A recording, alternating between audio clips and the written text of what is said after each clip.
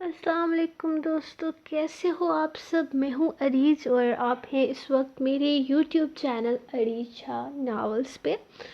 آج ہم ریڈ کریں گے ناول جنونیت کی قسط نمبر 90 ہے نا میرے خیال میں، اگر میں غلط نہیں ہوں تو 10 قسطیں رہ گئی ہیں صرف۔ یار لائک کرو، کمنٹ کرو، جلدی کرو۔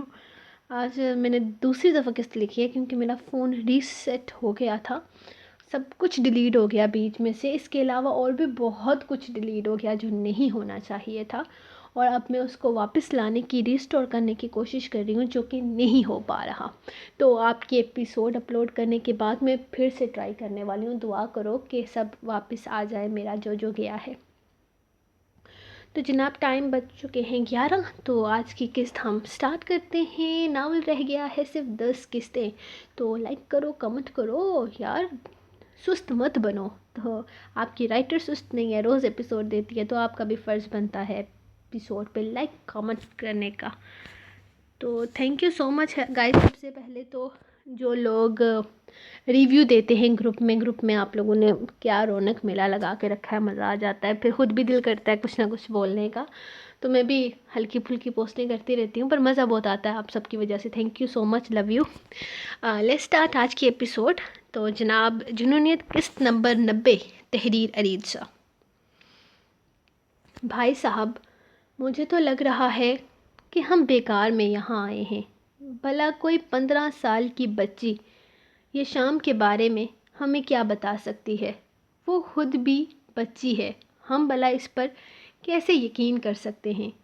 سکلین صاحب ان کے ساتھ سٹی ہاسپٹل تو آ گئے تھے، لیکن اب وہ یہاں آ کر اس چیز کو وقت کا برباد کرنا قرار دے رہے تھے۔ یہ تو میں نہیں جانتا سکلین کہ وہ لڑکی ہمیں یہ شام کے بارے میں کیا بتائے گی، لیکن وہ بچی ہے تو ہو سکتا ہے کہ اسے کچھ پتہ ہو، یہ شام نے اسے کچھ بتایا ہو، یا وہ کہیں کہ وہ کہاں جانے والا ہے۔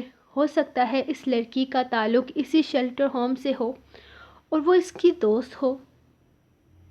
وہ آگے کی طرف چلتے ہوئے ان سے بول رہے تھے، جس پر سکلین صاحب محض کندھے اچکا گئے۔ یہ بھی ان کے لیے ایک امید نہیں تھی کہ انہیں یہ شام کے بارے میں کچھ پتہ چل جائے گا۔ ہمیں تمنا نامی لڑکی نے یہاں بلایا ہے۔ کیا آپ ہمیں بتا سکتے ہیں کہ تمنا کہاں ہے؟ ہمیں کسی ڈاکٹر ولید نے فون کیا تھا اس ہسپتال میں سے کہ تمنا نام کی پیشنٹ ہم سے ملنا چاہتی ہے، کوئی چھوٹی بچی ہے۔ وہ سامنے کھڑے وارڈ بوائے سے پوچھ رہے تھے۔ اچھا، تو آپ تمنا سے ملنے آئے ہیں؟ وہ کمرہ نمبر 17 میں ہے، آپ لوگ وہیں پر چلے جائیں، ولید صاحب وہیں پر ملیں گے۔ شاید انہوں نے ہی آپ کو فون کیا ہے۔ وہ انہیں بتاتے ہوئے آگے بڑھ گیا تھا، جبکہ وہ اس کمرے کی طرف چلے گئے تھے جہاں اس وارڈ بوائے نے اشارے سے ان لوگوں کو جانے کے لیے کہا تھا۔ وہ اپنے کام میں کافی زیادہ مصروف تھی، بس خودداش کے لیے کچھ بیسٹ بنانا چاہتی تھی۔ اسے پلاؤ پسند تھا اپنی ماں کے ہاتھ کا، اس لیے اس نے تائی امی کی خوب مدد لی تھی، جبکہ اپنے بیٹے کی فکر میں اتنی محبت سے کچھ بنانے پر تائی امی نے بھی خوشی خوشی اس کی مدد کی تھی۔ آلموسٹ سب کچھ ہو گیا تھا، اب صرف سلاد کاٹنا رہتا تھا۔ وہ بھی سلاد کاٹنے رہتے ہیں، وہ بھی کاٹ لیتی ہوں۔ تھوڑی دیر میں خودداش واپس آ جائیں گے، کیا یاد کریں گے؟ آج ان کے لیے اسپیشل دعوت کا انتظام کیا ہے۔ انہیں بھی تو پتہ چلنا چاہیے کہ ان کی بیوی کتنی سکھر ہے۔ وہ اپنی ہی باتوں میں مگن بولے جا رہی تھی جب اسے اپنے بے حد قریب کسی کی باہوں کا حصار محسوس ہوا۔ اس سے پہلے کہ وہ پیچھے مڑ کر دیکھتی، اسے اپنی طرف کھینچا گیا تھا۔ وہ اس کے بعد اپنی سراہے دار گردن پر اس کے جاندار بوسوں کی بارش نے اس کی دھڑکنوں میں طوفان مچا دیا تھا۔ خودداش، کیا کر رہے ہیں آپ؟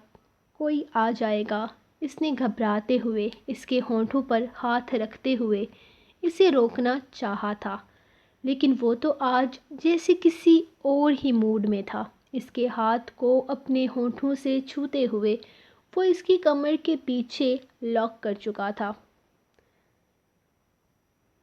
اور ایک بار پھر سے اپنے ہونٹوں کی مدد سے اس کے دوپٹے کو ایک سائڈ کرتا اس کی گردن پر اپنی جاندار اپنی محبت کو جا بجا نچھاور کرنے لگا۔ خداش پلیز نہیں، وہ اپنی الجھی ہوئی سانسوں کے ساتھ اسے روکنے کی کوشش کر رہی تھی، لیکن وہ تو اس کے سننے کے موڈ میں ہی نہیں تھا۔ وہ تو بس اپنی ہی کر رہا تھا، اس پر اپنا حق جتا رہا تھا، پورے استحقاق کے ساتھ اپنے حق وصول کر رہا تھا۔ خداش میں کیا مسئلہ ہے؟ اس کے دور ہٹنے پر غصہ ہوا تھا، شاید اب اس دوری کی امید نہیں رکھتا تھا۔ کیا مسئلہ ہے کا کیا مطلب ہوا؟ ہم کچن میں کھڑے ہیں، کوئی آ بھی تو سکتا ہے نا؟ اس کے غصہ ہونے پر وہ سمجھانے والے انداز میں بولی۔ اچھا تو چلو کمرے میں۔ وہ جیسے ہر مسئلے کا حل نکال کر آیا تھا، جبکہ اس کی فرمائش پر وہ سر سے پیر تک سرخ ہو گئی۔ خداش، کیا خداش، یہاں مسئلہ ہے؟ کمرے میں تو کوئی مسئلہ نہیں ہوگا۔ چلو۔ اس کا ہاتھ تھام کر وہ اسے باہر لے جانے لگا۔ کیا کر رہے ہیں خداش؟ اس طرح دن دہاڑے ہم کمرے میں جاتے اچھے تھوڑی نہ لگیں گے۔ واٹ نانسنس، ہمارا کمرہ ہے، ہم دن میں جائیں رات میں جائیں، اس میں اچھا یا برا لگنے والی کون سی بات ہے؟ اس کی بات پر اسے مزید غصہ آ رہا تھا جب اچانک تائی امی کچن میں آ گئی۔ ارے بیٹا، تم آ گئے، اچھا ہوا جو وقت پر آ گئے، جلدی سے فریش ہو کر آ جاؤ میری جان، کیونکہ آج تمہاری بیوی نے بہت اچھا سا کھانا تیار کیا ہے تمہارے لیے۔ ریشم بیٹا، تم جلدی سے کھانا لگاؤ، خداش کو بھوک لگی ہوگی۔ جی امی۔ آؤ ریشم، مجھے کپڑے نکال دو۔ ریشم جو امی جان کے آ جانے سے پرسکون سانس لے پائی تھی، خداش کے حکم پر مزید نروس ہو گئی۔ بیٹا، میں تمہیں تمہارے کپڑے نکال دیتی ہوں۔ ریشم، تمہیں دادا جان بلا رہے ہیں۔ امی نے مسئلہ ہی حل کر دیا، جبکہ ریشم کو تو جیسے بہانہ مل گیا تھا وہاں سے بھاگنے کا۔ خداش کی جذبات لٹاتی نظروں کا مقابلہ کرنا اس معصوم سے نازک جذبات والی لڑکی کے بس سے باہر تھا، اسی لیے اگلے ہی لمحے وہ بنا کچھ بولے دادا جان کے کمرے کی طرف دوڑ لگا چکی تھی۔ کوئی بات نہیں ہے امی جان، میں خود نکال لوں گا، اتنا بھی مشکل نہیں ہے، آپ آرام کریں۔ وہ انہیں کہتے ہوئے خود سیڑھیوں کی طرف جا چکا تھا، لیکن ریشم کی حالت اس کے انابی لبوں پر گہرا تبسم بکھیر گئی تھی۔ السلام علیکم، میں ڈاکٹر ولید ہوں، تمنا کا ڈاکٹر۔ وہ اندر کمرے میں داخل ہوئے تو وہاں موجود ڈاکٹر نے خود ہی ان کو پہچانتے ہوئے تعارف کے لیے ہاتھ بڑھایا تھا۔ وہ دونوں اس سے ہاتھ ملاتے ہوئے بیڈ پر بدحال سے پڑی تمنا کو دیکھنے لگے، جو بیڈ پر بے سدھ پڑی ہوئی تھی۔ اس کی حالت سے اندازہ لگانا مشکل نہ تھا کہ اس کے ساتھ کیا ہوا ہے۔ یہ بچی، اس کے ساتھ اس کی یہ حالت، وہ ریپ وکٹم ہے، اس کے ساتھ زیادتی ہوئی ہے۔ 4 ماہ پہلے کسی نے اسے بے آبرو کر کے جان سے مارنے کی کوشش کی۔ اگر میں یہ کہوں کہ اس کے پاس زندگی کا زیادہ وقت نہیں بچا تو غلط نہیں ہوگا۔ اس وقت وہ بہت بری حالت میں ہے، شاید بچنا آسان نہ ہو۔ ایسے میں اس لڑکی نے بڑی مشکل سے خود کو ان سب چیزوں کو فیس کرنے کے لیے تیار کیا ہے۔ اس کا ایک مجرم اس دنیا سے جا چکا ہے، جبکہ دوسرا مجرم آزاد گھوم رہا ہے۔ اپنی سانسیں ختم ہونے سے پہلے یہ بچی آپ لوگوں کو اس آدمی کے بارے میں بتانا چاہتی ہے جس نے اسے اس مقام تک پہنچایا ہے۔ میں نے بہت مشکل سے آپ لوگوں کے بارے میں پتہ کروایا ہے، کیونکہ اس معصوم سی لڑکی کو بس ایک چھوٹی سی امید تھی انصاف کی۔ احمر نامی شخص نے اس کے لیے آواز اٹھانا چاہی تھی، لیکن اسے بھی درندوں نے راستے سے ہٹا دیا اور الزام اس کی بے قصور بیوی پر لگانے کی کوشش کی۔ اس کا ایک مجرم اس کی بیوی کے ہاتھوں قتل ہو چکا ہے، جس کا نام راحیل احمد تھا، لیکن اس کا دوسرا مجرم درندہ آزاد گھوم رہا ہے، اور اس لڑکی نے ایک اور انکشاف کیا ہے۔ اس لڑکی کا دعویٰ ہے کہ دولت کی خاطر آپ کے دوسرے بھائی ساگر کاظمی کا قتل بھی اسی آدمی نے کروایا تھا، راحیل احمد کے ساتھ مل کر۔ میں اس کیس کو دنیا کے سامنے نہیں لانا چاہتا تھا۔ اس بچی کی چند ہی سانسیں بچی ہیں۔ ہم اپنی طرف سے کوشش کر رہے ہیں اسے بچانے کی، لیکن اس کی حالت دن بہ دن بگڑتی جا رہی ہے۔ اسی لیے میں نے آپ لوگوں کو ڈھونڈنا شروع کیا اور آپ لوگوں کے بارے میں سب کچھ پتہ لگا کر آپ لوگوں کو یہاں بلایا۔ مطلب کہ تم یہ کہنا چاہتے ہو کہ یہ بچی جانتی ہے کہ ساگر اور احمر کو راحیل کے ساتھ مل کر کس نے مروایا؟ وہ دونوں ہی تڑپ اٹھے تھے۔ ان کا بھائی، جس کو مرے 1.5 سال گزر چکا تھا، آج اس کے قاتل کو پکڑنے کی ایک چھوٹی سی امید نظر آئی تھی۔ لیکن راحیل اتنا گر سکتا ہے کہ اپنے ہی خاندان کے لوگوں کو یوں بے دردی سے موت کے منہ تک پہنچا دے؟ اگر ساگر کے قتل کے پیچھے اس کا ہاتھ تھا تو ساگر تنہا نہیں تھا، بلکہ اس کے ساتھ اس کی بیوی، اس کی بیٹی اور اس کا ہونے والا بچہ تھا، جو چند ہی دنوں میں دنیا میں آنے والا تھا۔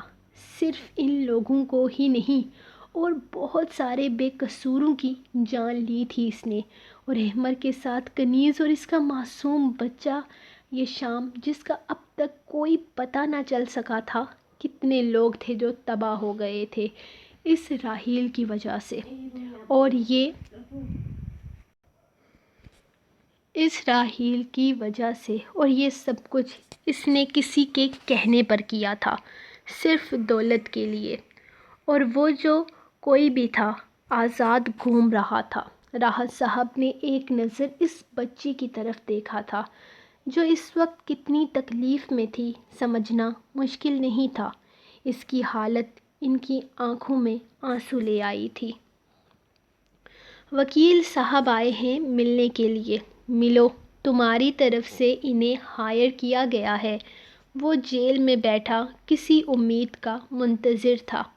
جب کانسٹیبل نے اسے آ کر بتایا کہ اس کے لیے بھلا کس نے وکیل ہائر کیا تھا، وہ کنفیوز ہو کر رہ گیا۔ اس کے پاس اتنے پیسے کہاں تھے کہ وہ کسی وکیل کی فیس دے پاتا؟ لیکن اندر داخل ہوتے شخص کو دیکھ کر وہ کتنی ہی دیر کچھ بول ہی نہ پایا۔ خدا صاحب! وہ اٹھ کر کھڑا ہو گیا تھا۔ اپنی آنکھوں پر یقین کرنا اس کے لیے ذرا مشکل تھا۔ بیٹھ جاؤ آرام سے ارحم، مجھے تم سے کچھ بات کرنی ہے۔ تمہاری طرف سے وکیل میں ہوں۔ وہ اسے کرسی پر بیٹھنے کا اشارہ کرنے لگا۔ آپ وکیل ہیں؟ وہ بے یقینی سے پوچھ رہا تھا۔ اس کی حیرت پر وہ مسکرا دیا۔ ہاں، میں وکیل ہوں، لیکن تم مجھ پر زیادہ امید مت رکھنا، کیونکہ یہ میرا پہلا کیس ہے۔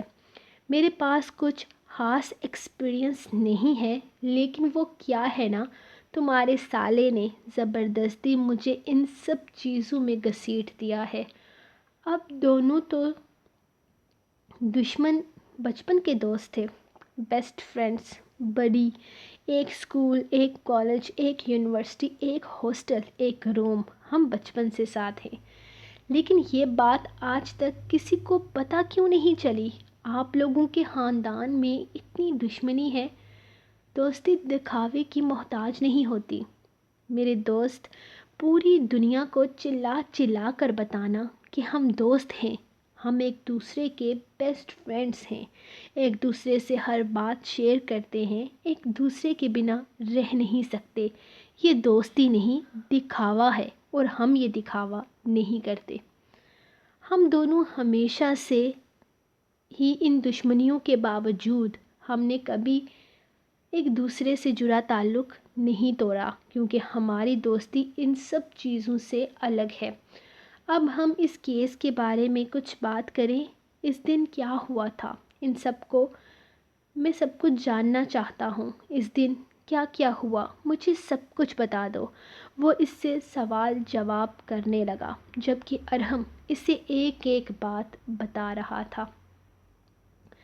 ارے چاچا، آپ ہمیں لینے کیوں آئے ہیں؟ ڈرائیور کیوں نہیں آیا؟ میں نے تو آپ سے کہا تھا کہ اسے بھیجیے گا۔ وہ واچ مین کو گاڑی میں بیٹھے دیکھ کر ان سے پوچھنے لگی۔ وہ ہانی کو لے کر آج واپس جا رہی تھی۔ جی وہ تو چلا گیا۔ اس کے کسی جاننے والے نے بتایا کہ وہ یہاں سے اپنے گاؤں واپس جا چکا ہے، شاید اب وہیں پر کام کرے گا۔ میرا نہیں خیال کہ اس کی واپسی ہوگی۔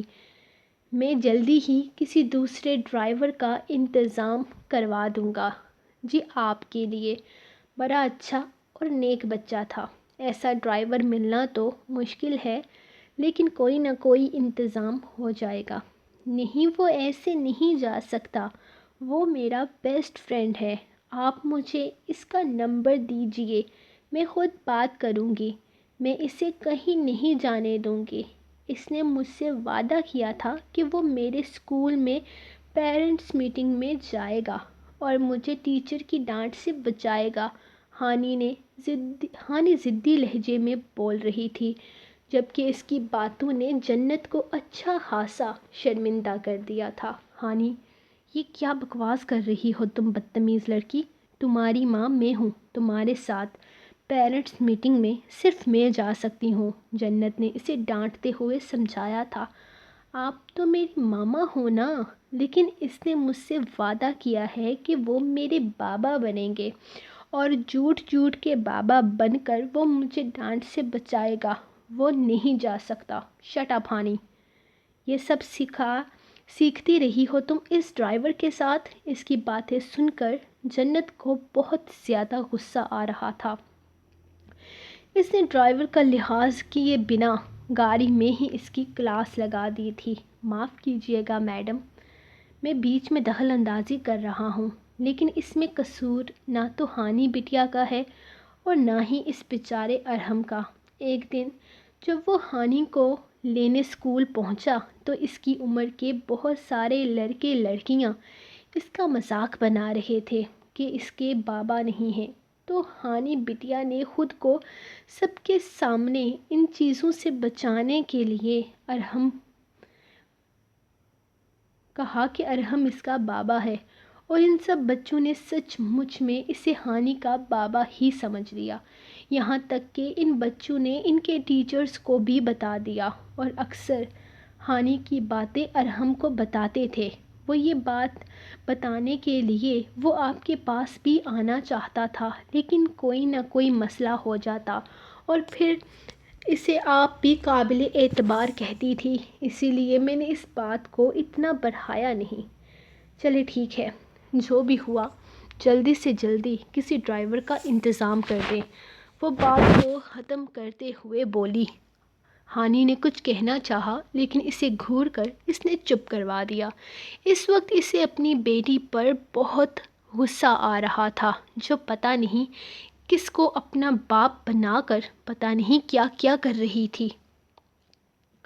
میری بچی، میں جانتا ہوں یہ سب کچھ کس نے کیا ہے، لیکن میں تم سے وعدہ کرتا ہوں کہ تمہیں انصاف ہم ضرور دلائیں گے۔ ہمیں بس اس درندے کا نام بتا دو۔ راحت صاحب اس کے ہاتھ تھامے ہوئے اسے یقین دلاتے ہوئے کہہ رہے تھے۔ وہ دیکھ رہے تھے کہ تمنا بولنے کی کوشش کر رہی ہے۔ وہ کتنی تکلیف میں ہونے کے باوجود بھی اس شخص کا نام لینے کی کوشش کر رہی تھی جس نے اسے یہاں پہنچایا تھا۔ اس کی حالت بگڑ رہی تھی۔